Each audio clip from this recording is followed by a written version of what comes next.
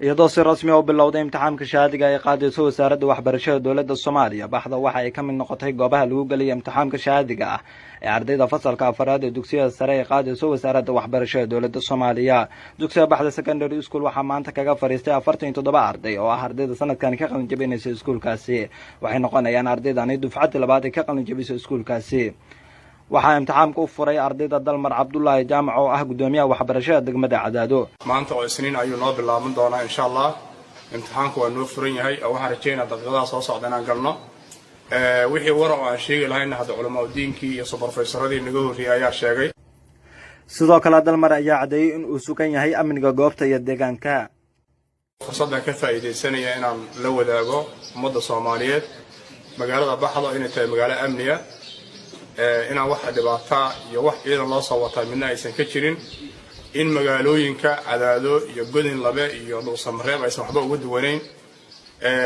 waxaan marka aad uga xumahay sanooyinka la soo dhaafay ayaa dad baraha bulshada si xun u isticmaalay waxay geliyeen magaalada Baxdo inay yimaadeen shabaab. Baxdana ay tahay meel maarta amnigeedu uusan sugnayn. aniga marka fursaddan ka faa'iideysanaya waxaan rabaa ummadda Soomaaliyeed inaan la wadaago inay magaalada tahay magaalo amniya. hadda waxaad arkaysaan ciidanka booliiska oo shaqeynaya, xildhibaanadii magaalada jooga, hay'adihii shaqeynaya magaalada ayaguna ka shaqeynaya. taas marka waxayna dareensiinaysaa oo ayna tusinaysaa magaalada Baxdo inay tahay magaalo amniya. insha Allah taala imtixaankuna waa noo furan. sidoo kale waxaa madasha ka hadlay Xuseen Sheekh Axmed Cali oo kamid ah culimada deegaanka. subhanahu wa ta'ala uu idin fududeeyo sida maaragtay ugu fudud insha Allah taala oo natiijadiina maaragtay ku farxi doono.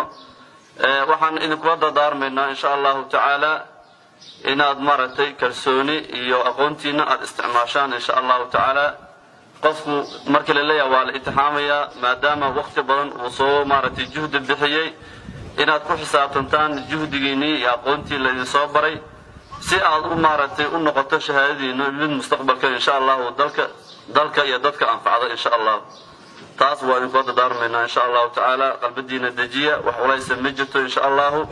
waxaan waa la idinkaga horeeyay waa la idinkaga dambeyn doonaa insha Allah taala. marka insha Allah saas ku dadaala aqoontiina isticmaala.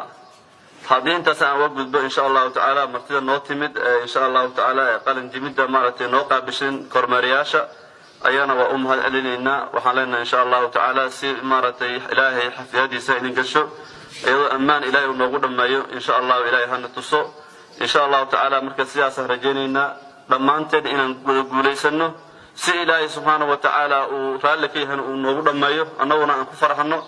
marka dhankiina idinkuna ka dadaala annaguna hadaa waalidiinnahay insha Allah waa idin imtixaankan ayaa noqonaya midkii labaad ee laga galo degmada Baxdo oo kankii ka horeeyay waxaa kansalay wasaaradda waxbarashada dowladda Soomaaliya. saaxiibayaal waxaan ahay Cabdulwaahid Axmed Xaashi halka ay gala socoteen waa codka shacabka Soomaaliyeed.